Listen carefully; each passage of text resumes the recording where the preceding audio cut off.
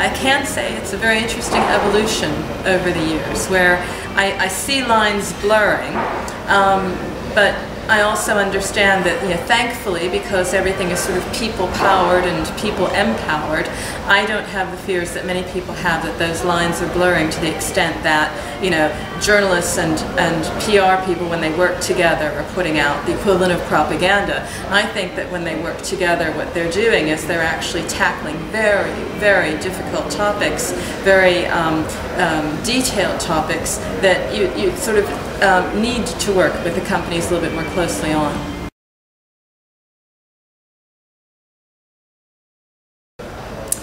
I love the idea that I don't myself even say mobile. It's a prefix, it's disappearing, but I find that exhilarating. I find that very exciting because then we're not just talking about the mobile B2C stuff, which is still there and still very interesting. I won't knock that, games and the like, great fun, but I'm more excited about mobile when it impacts society, when it impacts B2B, when we start talking about not only the mobile enterprise, but the mobile small and medium-sized business, when it sort of trickles down to the grassroots level. I'm very excited about that, and that's what I'm looking at this year at Mobile World Congress, is to understand the impact of mobile on business, on strategy, on society. Those are the stories I'm interested in because I'm always looking at the big picture. I'm maybe different from others who are, looking at that one particular backhaul solution or, one particular thing. I look at it holistically because ultimately that's what mobile is. It is holistic.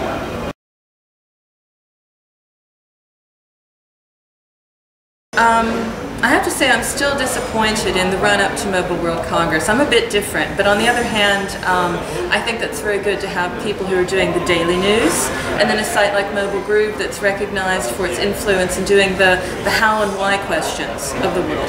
And I am open to actually being approached with some how and why stories, but what do I get? I get the same email that everyone else is getting without anyone really having researched into me as a person, what might interest my publication, and that I think is still, a bad on the part of the PR agencies. There's no reason in the world why they can't sort of, just scope out their turf and say, I'm going to be reaching out to these bloggers and find out a little bit more about them, because at the end of the day, as I said, I see it as a people-powered publishing, and to do an outreach in an old-school way means you end up like the old school. And for me, the old school is moving on to be, past tense, and the new school is all about outreach to real people in a real way. So that's what I miss.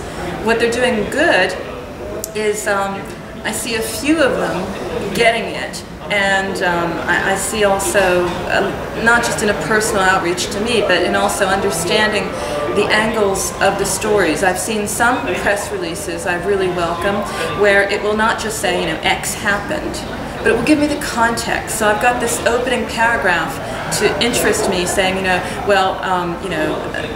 this shift is happening. We've noticed, for example, if you look at the shift for apps from just putting out an app to marketing and looking at app engagement, and you've got maybe an opening paragraph that says, Flurry points out that most of us download an app but then delete it immediately afterwards, and then this company is doing this to make certain you use your app, so you have a context, and I like that, because if you put it in context, then it will be something that has shelf life. I don't want to print something on my site that's dead the minute you put it out in an email to me.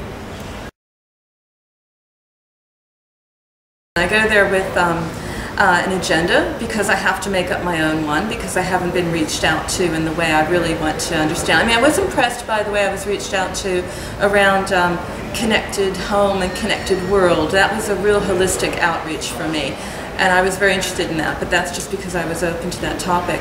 I'm still a bit disappointed by the number of PR companies that think that it's a feather in their cap if they've got some sort of party going on and we all put our cards in a fishbowl, and and the follow-up is really actually minimal. It's just the same old spamming emails. But my problem, the gaffe, the mistake for me, is acting as if we're back in the .com days. I mean, I was just reading an article the other day that all the seed money and all the funding for the for the mobile companies that we have now, the mobile apps and everyone who came after Foursquare and this whole sort of social thing, that's going to be exploding soon in our face. So, the party is already over, so let's not just have a party at Mobile World Congress. Let's try and actually find some direction for what's going to happen when maybe, hopefully not, but maybe some sort of VC meltdown starts to take place, and we're going to have to get back to basics. And you can't impress me. It's impossible at this point. I'm a veteran in the industry. It's impossible to impress me with a cool party, lots of cool giveaways, and just posh. That won't do it. Give me substance. Then you'll get me for life as being, open and listening to you.